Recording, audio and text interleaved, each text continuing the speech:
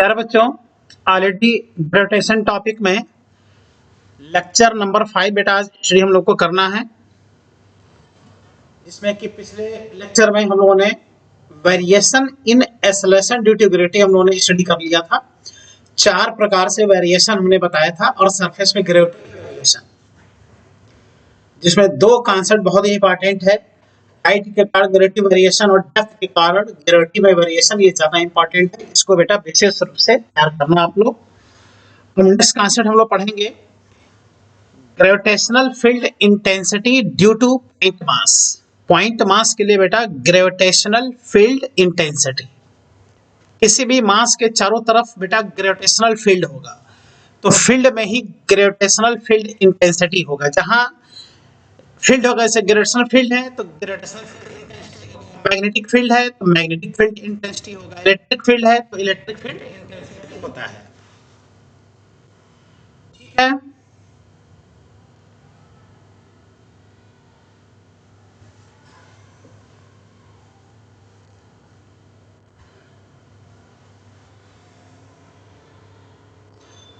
तो कॉन्सेप्ट जो हम लोग को पढ़ना है, ग्रेविटेशनल फील्ड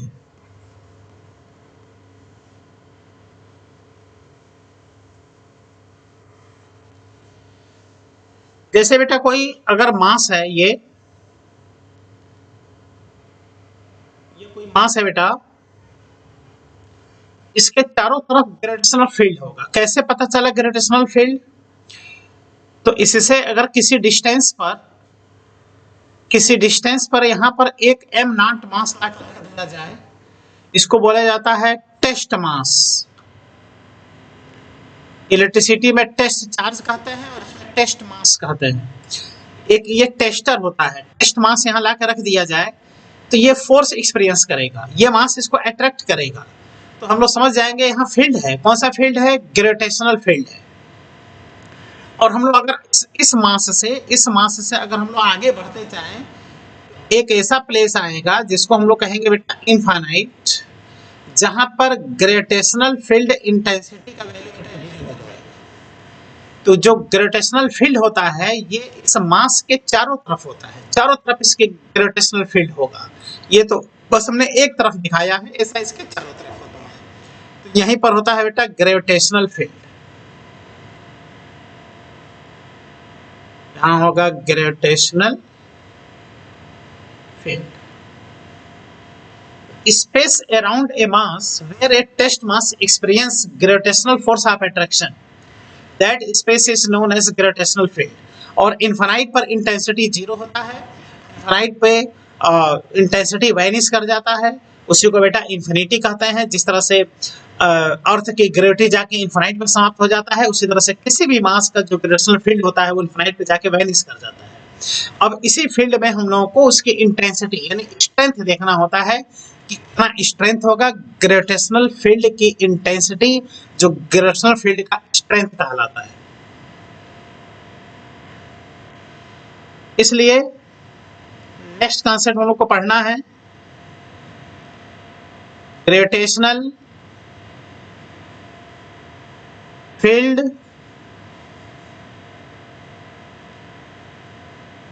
इंटेंसिटी।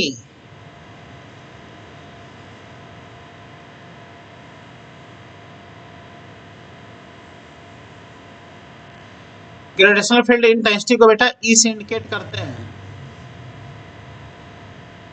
ई से। E is vector quantity. E क्या है बेटा? वेक्टर क्वांटिटी होता है ई। अब ग्रेविटेशनल फील्ड इंटेंसिटी का डेफिनेशन क्या होगा देख लो। जैसे यहां पे अगर कोई मास है m मास, ठीक है, जैसे यहां पे कोई m मास है और इससे r डिस्टेंस पर अगर ग्रेविटेशनल फील्ड इंटेंसिटी अगर देखना है, यहां से कितने डिस्टेंस पर? r डिस्टेंस पर। और ये r डिस्टेंस बेटा इनफाइनाइट नहीं होगा, इनसाइड ग्रेविटेशनल फील्ड के अंदर ही हम लोग इंटेंसिटी देखेंगे। तो इस पॉइंट पर, इसको P पॉइंट मान लें, इस पॉइंट पर हम लोग को देखना है ग्रेविटेशनल फील्ड इंटेंसिटी। कितनी इसकी इंटेंसिटी है, फील्ड का कितना स्ट्रेंथ है। तो इसके लिए कितना अच्छा कॉन्सेप्ट है, जरा ध्यान दो। जिस पॉइंट पे बेटा इंटेंसिटी देखना होता है, यहाँ पर +1 किलोग्राम मास का बेटा एजम्पशन किया जाता है। +1 किलोग्राम मास का मतलब इसको बोलते हैं बेटा यूनिट मास। कौन सा मास? Unit mass. यानी 1 किलोग्राम मास का यहाँ पर हम क्या करेंगे, एजम्पशन करेंगे। यहाँ प्लस नहीं लगेगा, प्लस ना कह के बस 1 किलोग्राम कहो, चार्ज में प्लस और माइनस आता है।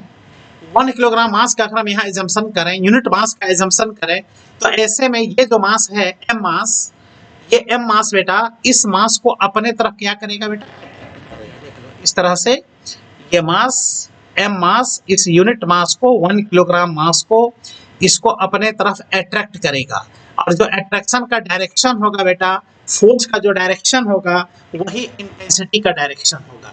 इसलिए याद रखना कि ग्रेविटेशनल फील्ड इंटेंसिटी हमेशा मास की तरफ होता है। ध्यान दो इस बात को, हमेशा मास की तरफ इंटेंसिटी का डायरेक्शन होगा। ठीक है, तो जिस पॉइंट पर इंटेंसिटी हम लोग को देखना होता है उस पॉइंट पर कोई मास नहीं होता।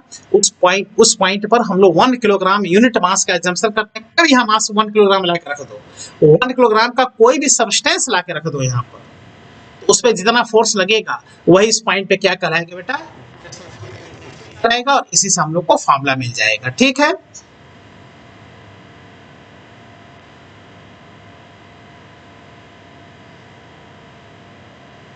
क्या कहेंगे हम लोग,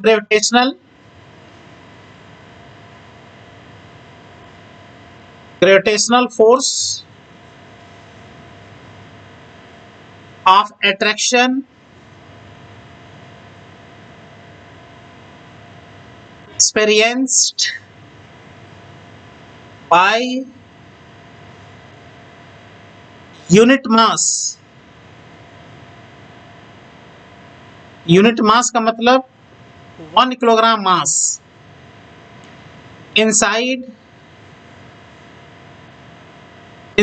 ग्रेविटेशनल फील्ड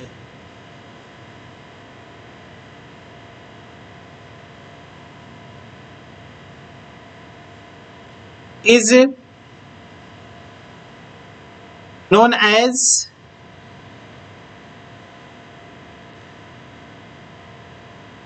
gravitational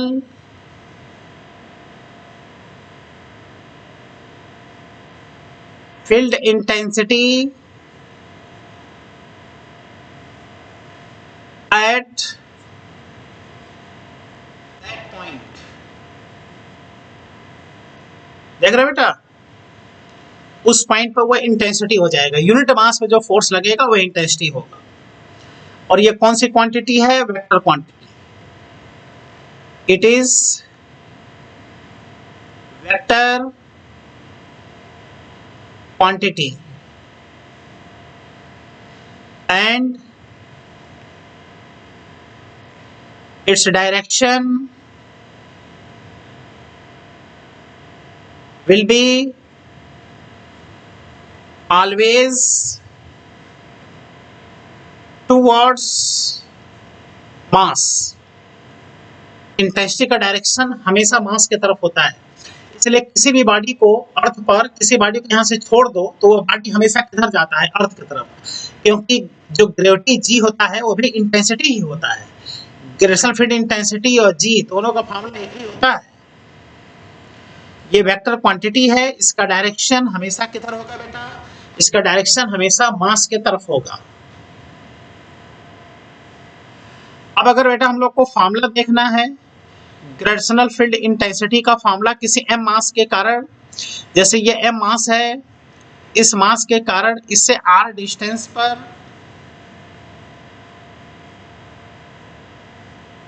कितने डिस्टेंस पर, आर डिस्टेंस पर कितना इंटेंसिटी होगा। तो यहाँ पर हम एक एम नॉट मास का पहले एजम्पशन कर लेंगे और उस एम नॉट मास पर पहले फोर्स देख लेंगे, उसके बाद से यूनिट मास पर फोर्स देख लेंगे, वही हो जाएगा बेटा इंटेंसिटी। इसलिए हम लोग ग्रेविटेशनल फोर्स निकाल लें तो यह जाएगा capital G M into M naught upon R square. लेकिन अभी इंटेंसिटी का तुमने डिफिनेशन पढ़ा कि जो इंटेंसिटी होता है वह gravitational force on the unit mass होता है। इसलिए बेटा एफ में एम नॉट से डिवाइड कर दो तो आ जाएगा जी और ये आ जाएगा कैपिटल एम, और इसमें एम नॉट का वैल्यू देखो 1 आ गया unit mass upon R square. अब अगर देखा जाए तो एफ अपान एम नॉट को ही हम लोग कह देंगे gravitational field intensity is equal to G M upon R square. तो यह है ग्रेविटेशनल फील्ड इंटेंसिटी का formula. G M upon R square is the formula of gravitational field intensity. इसका यूनिट होगा, देखो यहाँ से हम लोग देखेंगे इसका यूनिट न्यूटन पर केजी, न्यूटन पर केजी इसका यूनिट होगा, न्यूटन पर किलोग्राम यूनिट होगा। और ये कौन सी क्वांटिटी है बेटा, यह है वेक्टर क्वांटिटी। अच्छा तुम एक खास बात ये भी देख रहे हो, हमने बेटा इंटेंसिटी किसके स्थान पर लिखा, एफ अपान एम नॉट के स्थान पर इंटेंसिटी लिखा। इसका मतलब एफ इज इक्वल टू कितना आ जाएगा, एम नॉट इंटू ई।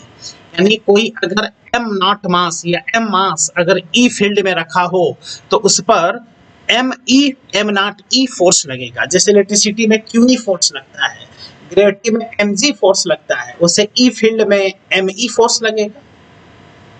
ठीक है, तो इसका यूनिट हो गया न्यूटन पर केजी। वेक्टर क्वांटिटी है, इसका डायरेक्शन हमेशा मास के तरफ इसका डायरेक्शन होता है। अभी बेटा हम लोगों ने देखा कि E is equal to G M upon R square. इसका मतलब बेटा इंटेंसिटी आर पर कैसे डिपेंड है, इनवर्सली प्रोपोर्शनल।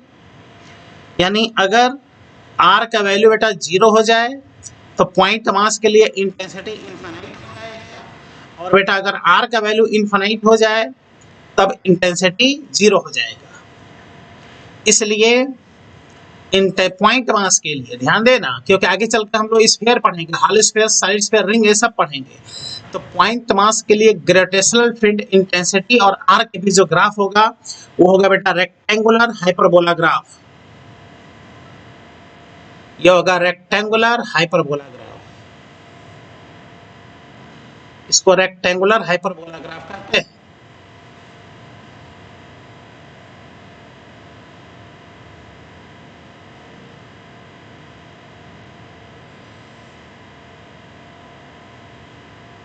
ठीक, यानी आर का वैल्यू इंक्रीज तो ई डिक्रीज, का वैल्यू डिक्रीज तो ई इंक्रीज। ये ग्राफ इधर भी टच नहीं होगा, इधर भी टच नहीं होगा। इस ग्राफ को कहते हैं रेक्टेंगुलर हाइपरबोला। तो दो कांसेप्ट देखो पता होना चाहिए। अगर इंटेंसिटी का दो कांसेप्ट पता है कि intensity is a vector quantity, इसका डायरेक्शन हमेशा मास की तरफ होता है, ये बात क्लियर हो, और दूसरा इसका फॉर्मूला अगर क्लियर हो, इसके क्वेश्चन बहुत ही आसानी से सॉल्व किए जा सकते हैं। सिस्टम में हो सकता है एक से ज्यादा मास देते हैं, एक से ज्यादा मास दे करके किसी पॉइंट पे इंटेंसिटी पूछते हैं, तो जिस पॉइंट पर बेटा इंटेंसिटी पूछता है याद रखना उस पॉइंट पर कोई मास होता नहीं है। उस पॉइंट पर हम मास का क्या करेंगे, एजम्पशन करेंगे, 1 किलोग्राम मास का एजम्पशन करेंगे। ग्राफ हो गया, ये डिपेंडेंसी हो गया। अब आओ इस पर हम लोग क्या करते हैं बेटा, क्वेश्चन सॉल्व करते हैं।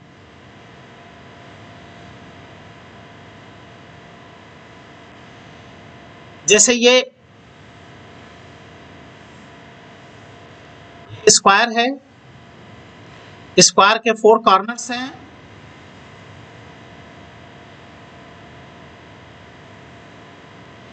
इन चारों कॉर्नर पर यह मास रखा गया है। इनका जो साइड है वो ए है, 2 डायगोनल होंगे बेटा, इसके 2 डायगोनल हमने बना दिया।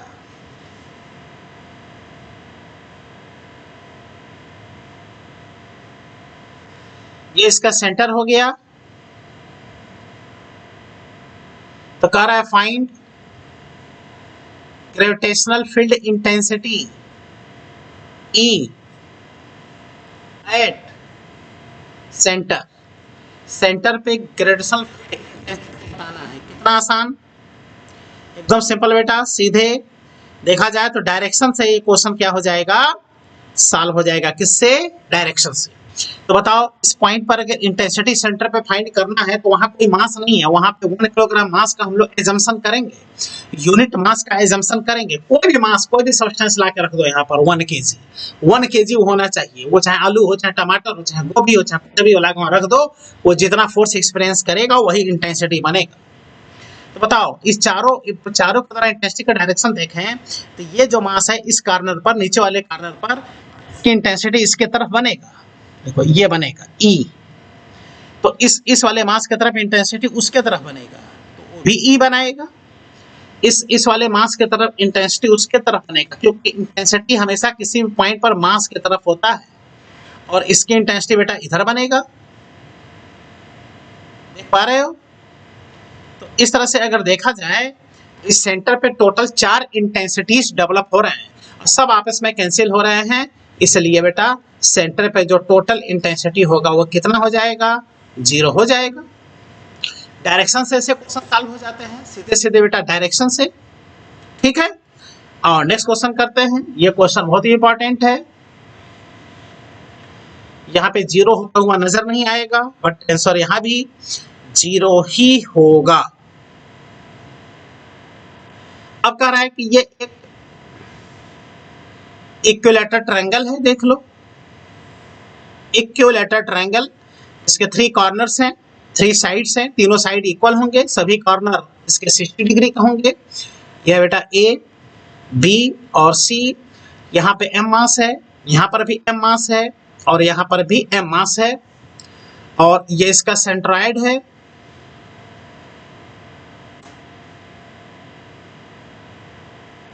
ये इसका है सेंट्रॉइड।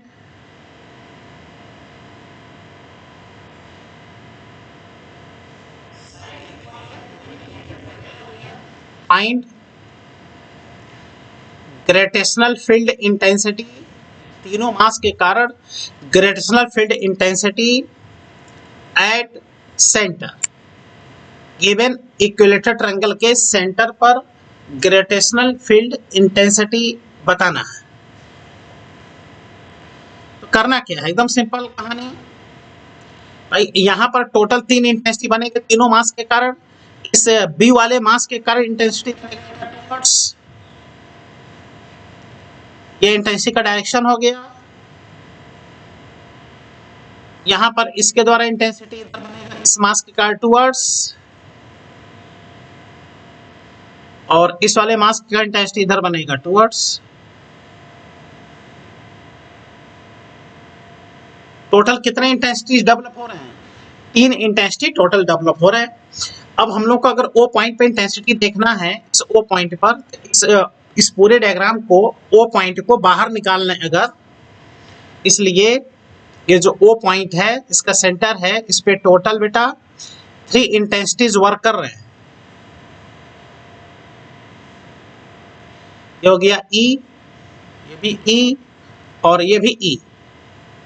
ये एंगल होगा बेटा 120 डिग्री, 120 डिग्री, सब 120 डिग्री के एंगल होंगे।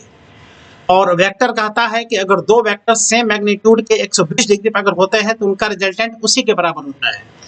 2 वेक्टर सेम मैग्नीट्यूड के, देखो ये है E और ये भी है E, दोनों 120 डिग्री पर हैं, इनका रिजल्टेंट निकालोगे तो E ही आएगा। वेक्टर के हेल्प से रिजल्टेंट निकाल के देख लेना, ये कितना आएगा बेटा? E आएगा। इस E और इस E का रिजल्टेंट यहाँ E आ गया, इस E से और ये E कैंसिल होकर के, और इसके सेंटर पे टोटल इंटेंसिटी कितना आ जाएगा बेटा? 0 आ जाएगा। तो इस वाले क्वेश्चन में खास बात यह है, इस वाले में कि सब कैंसिल होता हुआ नजर आ रहा है, इसे ये E कैंसिल, इसे ये E कैंसिल, लेकिन बेटा अगर इस वाले क्वेश्चन में देखें तो यहाँ पे कैंसिल होता हुआ नजर नहीं आ रहा है। वेक्टर का कांसेप्ट कहता है कि आंसर 0 आएगा, क्योंकि यहाँ पर 3 इंटेंसिटीज वर्क कर रहे हैं, जिसमें कोई भी 2 इंटेंसिटी 120 डिग्री पर है, और जब 2 वेक्टर सेम मैग्नीट्यूड के 120 डिग्री पर वर्क करते हैं तो वेक्टर के कांसेप्ट से उनका रिजल्टेंट उतना ही होता है। तो E और E का रिजल्टेंट E होगा, और E से E कैंसिल होकर कितना आ गया बेटा? आंसर 0 आ गया। क्लियर हुआ?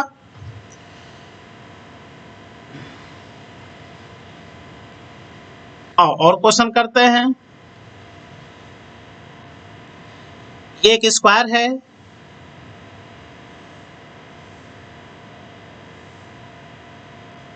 ये कॉर्नर है बेटा ए, ये कॉर्नर है बी, ये सी कॉर्नर और ये डी कॉर्नर। इस डी कॉर्नर पे कोई मास नहीं है, ए पर एम मास है, बी पर एम मास है, सी पर भी एम मास है और इस डी पर कोई मास नहीं है। डी वाला कॉर्नर मास से एब्सेंट है। इसका जो साइड है बेटा ए है। इसके सेंटर पे पूछ रहा है कि अब इंटेंसिटी, ग्रेविटेशनल फील्ड इंटेंसिटी कितना होगा। कौन सी इंटेंसिटी बेटा? Gravitational field intensity. तो अब क्या खास बात है कि अब इसके सेंटर पे इंटेंसिटी नहीं होगा, क्योंकि डी वाले कॉर्नर पे मास नहीं है, सारे इंटेंसिटी कैंसिल नहीं होंगे। तो इसमें क्या होगा, क्या पूछ रहा है? Find gravitational field intensity at centre of given square that is given mass system। Centre पे इंटेंसिटी फाइंड करना है। तो करेंगे क्या? सबके द्वारा इंटेंसिटी के पहले डायरेक्शन देखेंगे। देखा जाए तो ये ए वाला जो मास है, ए वाला मास यहाँ सेंटर पे इंटेंसिटी बनाएगा बेटा टूवर्ड्स। ये इंटेंसिटी ग्रेविटेशनल फील्ड इंटेंसिटी उसके तहत बनेगा। जो सी वाला मास है ये इंटेंसिटी बनाएगा टूवर्ड्स। ये दोनों बेटा कैंसिल हो गए। अब जो बी वाला है ये अपना इंटेंसिटी बनाएगा, देख लो ये इंटेंसिटी बनाएगा सेंटर पे इंटेंसिटी, और यही क्या करना है? फाइंड करना है। वही डी वाले पे मास होता तो वो इसको कैंसिल कर देता, क्योंकि एक कॉर्नर मास से एब्सेंट है, इसलिए यहाँ पर सेंटर पर इंटेंसिटी 0 नहीं होगा। यहाँ पर इंटेंसिटी बेटा इस बी वाले मास के कारण बनेगा। इसके लिए यही आर डिस्टेंस, सेंटर से कॉर्नर के बीच की दूरी निकालनी पड़ेगी, और सेंटर से कॉर्नर के बीच की दूरी स्क्वायर का डायगोनल अपान हाफ होगा। स्क्वायर का डायगोनल होता है बेटा a√2 अपान 2, तो सेंटर से कॉर्नर के बीच की दूरी आ गया a अपान √2। क्लियर?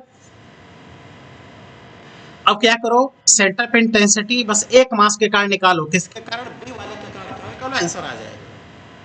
इसलिए सेंटर पे intensity is equal to intensity due to M mass. M mass जो बी कॉर्नर पर है, तो ये हो जाएगा G M upon R square. यह आ गया बेटा जी एम, और आर का वैल्यू देख लो कितना है। आर का वैल्यू है a अपान √2। ये हो जाएगा बेटा a अपान √2 का स्क्वायर।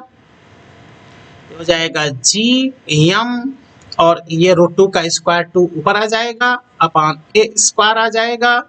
इस तरह से सेंटर पे एक ग्रेविटेशनल फील्ड इंटेंसिटी के बराबर होगा, जो आ जाएगा 2gm अपान a स्क्वायर। पूरा का पूरा बेटा डायरेक्शन का क्वेश्चन ये सब होता है। इंटेंसिटी का डायरेक्शन क्लियर है, फॉर्मूला पता है, तो आराम से बेटा आप क्वेश्चन सॉल्व कर सकते हैं, कोई दिक्कत नहीं होता है।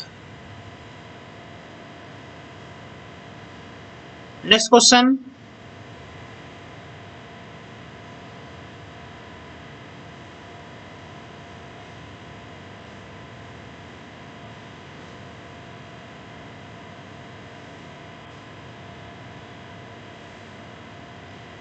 ये एक स्क्वायर है। स्क्वायर के 4 कॉर्नर्स होंगे।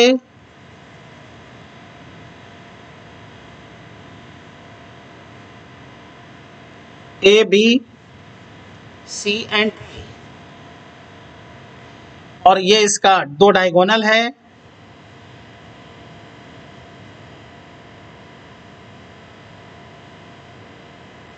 साइड है ए।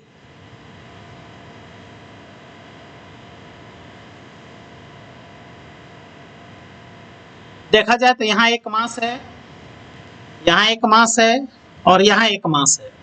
डी वाले कॉर्नर पे कोई मास नहीं है, तो वहीं पे इंटेंसिटी पूछ रहा है। Find gravitational field intensity at corner D due to given given mass system, given mass system के कारण कॉर्नर डी पर ग्रेविटेशनल फील्ड इंटेंसिटी फाइंड करना है। इसमें ध्यान दो, 3 कॉर्नर पे तो मास रखे गए हैं, लेकिन ये डी वाला कॉर्नर मास से एब्सेंट है, वहीं पर इंटेंसिटी पूछ रहा है, क्योंकि जिस पॉइंट पर इंटेंसिटी पूछता है वहां कोई मास नहीं होता। अभी ऐसा ही क्वेश्चन हम लोग किए हैं, लेकिन उसमें इंटेंसिटी कहाँ पूछ रहा था, सेंटर पे। तो कोई बात नहीं, आओ इसमें डायरेक्शन से सॉल्व कर लो। देखो इस एम मास के द्वारा यहाँ इंटेंसिटी देखो, तो इधर इंटेंसिटी बनेगा टूवर्ड्स, ये इंटेंसिटी बनेगा ई इस ए वाले मास के कारण, तो इस सी वाले मास के कारण इंटेंसिटी भी देखो इधर टूवर्ड्स बनेगा, क्योंकि इंटेंसिटी हमेशा टूवर्ड्स होता है, ग्रेविटेशनल फील्ड इंटेंसिटी में भी ई बनाएगा। ये दोनों 90 डिग्री पर है, और इस बी वाले के कारण इंटेंसिटी इधर बनेगा डायगोनली, ये हो जाएगा ई डैश। टोटल 3 इंटेंसिटी हो गए यहाँ पर। अच्छा, एक जो ई का वैल्यू होगा, एक ई का वैल्यू, ये एक ई देखा जाए तो ये एम मास के कारण है, तो एक ई का वैल्यू हो जाएगा जी एम अपान ए स्क्वायर, एक ई का वैल्यू। लेकिन हम लोग को डी पॉइंट पे टोटल इंटेंसिटी चाहिए, तो टोटल इंटेंसिटी के लिए इस ई और ई डैश का रिजल्टेंट देखेंगे, ठीक है। तो इसमें अगर देखा जाए तो डी कॉर्नर को यहाँ बाहर निकाल लिया जाए, यहाँ डी कॉर्नर को, एक इंटेंसिटी बेटा इधर लग रहा है ई, एक इंटेंसिटी इधर है ई, और एक इंटेंसिटी इधर है ई डैश। इन्हीं तीनों का हम लोग को रिजल्टेंट चाहिए। इसमें ये ई और ये ई दोनों कितने डिग्री पर हैं, 90 डिग्री पर, तो 90 डिग्री पर इनका रिजल्टेंट हो जाएगा root over E square plus E square बराबर बेटा ई रूट 2, ई और ई का रिजल्टेंट इधर हो जाएगा ई रूट 2। अब देखा जाए तो डी पॉइंट पर इंटेंसिटी हो गया ई डैश प्लस ई रूट 2, डी पॉइंट पर इंटेंसिटी इज इक्वल टू एक ई डैश पहले से, और ये ई और ई का रिजल्टेंट ई रूट 2 यहाँ आ गया। अब ई डैश का वैल्यू रख दो 1 सॉरी, ई डैश का वैल्यू ये हो जाएगा जी एम अपान, अच्छा ई डैश देख लो किसके लिए है, ई डैश बेटा ये डायगोनल के लिए है, तो डायगोनल ये होगा ई रूट 2, ये हो जाएगा G M upon diagonal a root 2 का स्क्वायर, और ई का वैल्यू हमने यहाँ लिखा है, देख लो ई का वैल्यू जी एम अपान ए स्क्वायर, ये हो गया जी एम अपान ए स्क्वायर रूट 2 पहले से, इसलिए डी पॉइंट पर बेटा टोटल इंटेंसिटी देखा जाए तो जी एम अपान ए स्क्वायर कॉमन हो गया, और ब्रैकेट में बच गया यहाँ से 1 अपान 2 प्लस यहाँ से बच गया रूट 2, ये आंसर आ गया। तो याद रखना, gravitational field intensity vector quantity होता है, इसके केस क्वेश्चन हमेशा वेक्टर के हेल्प से सॉल्व किए जाते हैं। नेक्स्ट क्वेश्चन,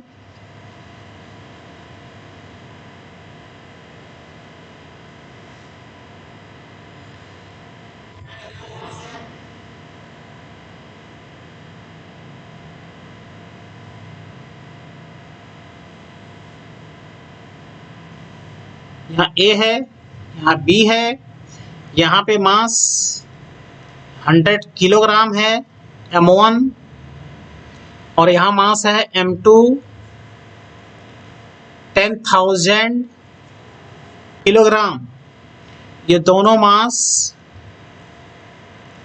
4 मीटर के डिस्टेंस पर रखे गए हैं, ठीक है। तो कह रहा है कि ए वाले मास से 100 किलोग्राम वाला मास से बताओ वह डिस्टेंस बताओ जहां पर कि टोटल इंटेंसिटी क्या हो जाए बेटा, 0 हो जाए, यानी वो नल पॉइंट हम लोग को मिले, वहां कोई तीसरा मास रख दिया जाए, कोई इक्विलिब्रियम में रहे। ऐसे 3 प्रकार के क्वेश्चन यहाँ फाइंड करा सकता है। Find position of A point from 100 kilogram mass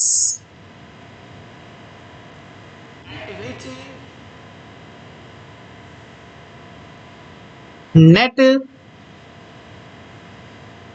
gravitational field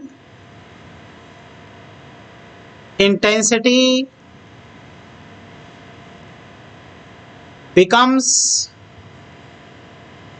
0।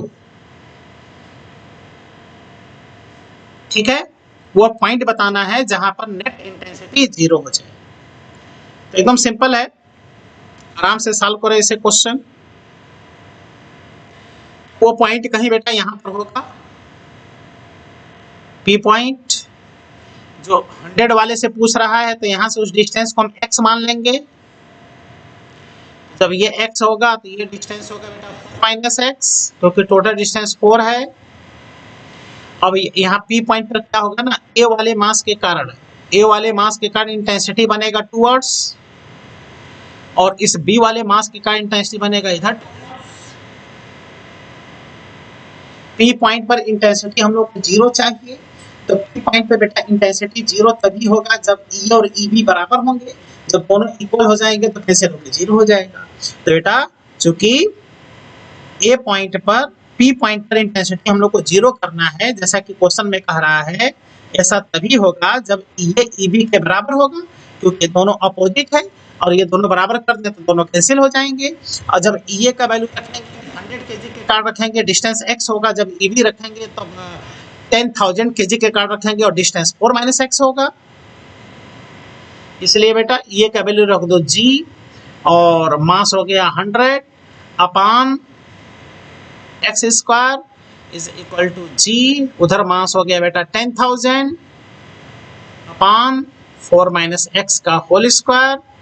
g से g कैंसिल हो गया, 100 से कैंसिल हो गया बेटा 100 आ गया, तो यहाँ से आ गया 1 upon x square is equal to 100 upon 4 minus x का होल स्क्वायर। रूट ले लो बेटा, तो 1 अपान एक्स इसका रूट हो गया, इसका रूट हो गया 10 अपान ये आ गया बेटा 4 माइनस एक्स, क्रॉस मल्टीप्लाई कर दो तो आ गया 4 minus X is equal to कितना 10x। हाँ 4 minus X is equal to 10x। 4 minus X is equal to जब आ गया 10x, तो यहां से आ गया 4 इज इक्वल टू 11x, तो x इज इक्वल टू कितना आ गया 4 अपान 11 मीटर। कहां से, from 100 kilogram mass, 100 kilogram mass से 4 अपान 11 मीटर की डिस्टेंस पर इंटेंसिटी 0 होगा। अगर ये दोनों मास इक्वल होते तो वह इंटेंसिटी 0 होता एकदम मिडिल पॉइंट पर, लेकिन एक मास कम है दूसरा ज्यादा है, से ए वाले मास से 4 अपान 11 मीटर के डिस्टेंस पर ग्रेविटेशनल फील्ड इंटेंसिटी बेटा क्या हो जाएगा 0 हो जाएगा। तो यहाँ पे एक खास बात ध्यान देना चाहिए कि intensity is a vector quantity, इसका डायरेक्शन हमेशा मास की तरफ होता है, ये क्लियर रखो।